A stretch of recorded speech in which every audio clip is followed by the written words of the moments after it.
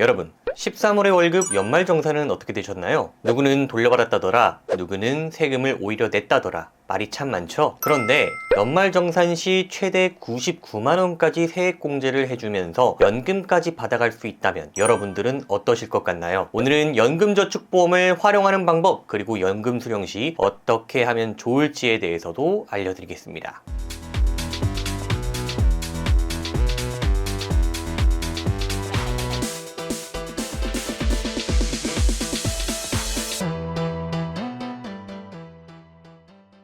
여러분, 노후에 매달 얼마 정도 있으면 행복할 것 같으신가요? 보험개발원에서 발표한 은퇴시장 리포트에 따르면 60세 이상의 고령 가구에서는 평균 연간 총지출액이 연평균 3,224만원으로 매달 269만원씩 사용되고 있다고 합니다. 여러분들이 가지고 있는 연금은 충분하신가요? 4050 세대에게 설문조사를 한 결과 노후 준비의 필요성은 91%가 느끼고 있으나 실제 노후 준비를 해둔 사람은 37%에 불과했다고 합니다.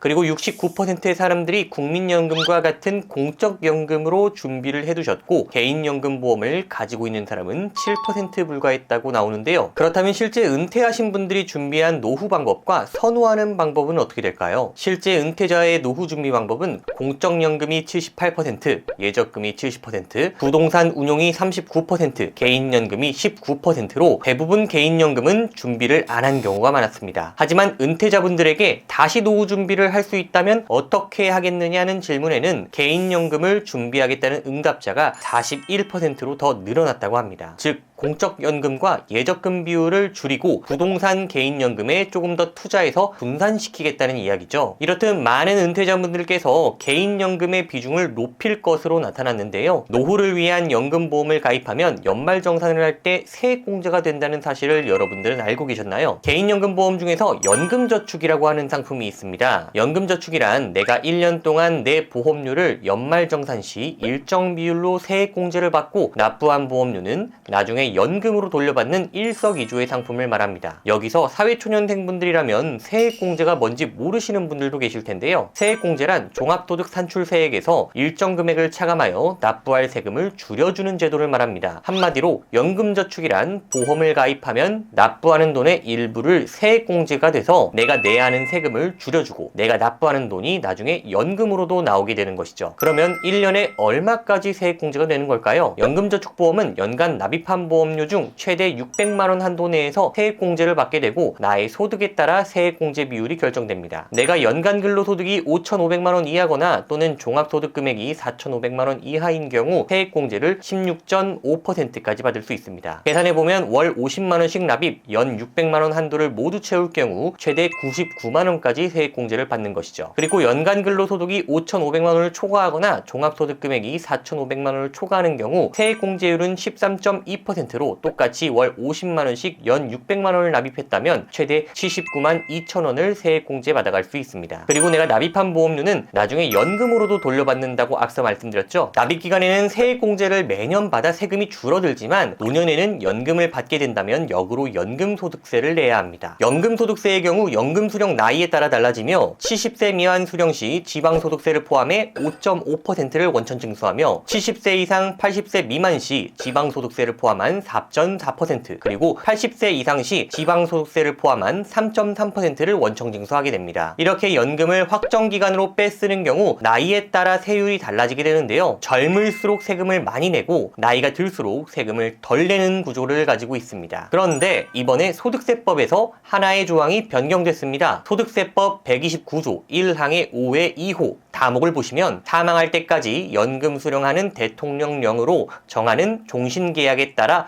받는 연금소득에 대해서는 100분의 3이라고 명시되어 있습니다. 결국 여러분들이 연금저축 또는 IRP에서 확장기간형으로 연금을 수령받으신다면 나이에 따라 5.5%에서 3.3%까지 연금소득세를 내야 하지만 평생 동안 수령하는 종신연금의 경우 나이와 관계없이 3.3%의 연금소득세를 징수하게 되는 것이죠. 결국 연금저축과 IRP 모두 종신연금을 선택해야만 낮은 세율을 적용받을 수 있습니다. 사실 연금이란 것이 내가 한 살이라도 젊을 때 더 많이 받고 싶고 목돈으로 크게 받고 싶고 이런 생각을 가지고 있으실 겁니다. 하지만 우리나라는 소득기준 노인빈곤율이 OECD 최고 수준입니다. 결국 국가에서는 연금을 빨리 쓰지 말고 종신연금으로 선택해서 평생 나눠받으라고 여러분들에게 이야기하고 있는 것입니다. 그렇다면 종신연금형으로 수령받기 위해선 어떻게 해야 할까요? 종신연금으로 받으시려면 연금저축보험, IRP 모두 생명보험사에서만 가능합니다. 연금저축이나 IRP를 은행이나 증권사에서 있는 경우 종신연금 수령이 불가능합니다. 따라서 은행 또는 증권사의 연금저축 IRP 상품을 가입하신 분들은 금융회사 이전이 가능하니 연금을 수령받으실 때 생명보험사로 옮기셔서 수령받으시는 것을 추천드립니다.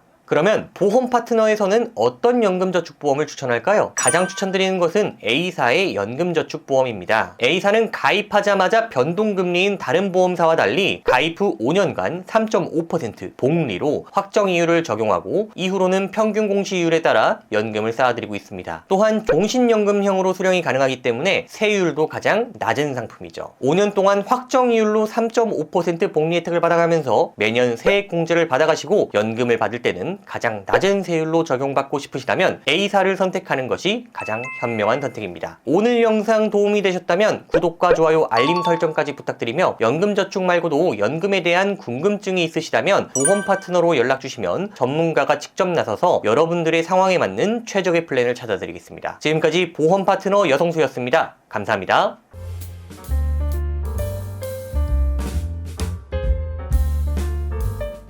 본 광고는 심의 기준을 준수하였으며 유효기간은 심의일로부터 1년입니다.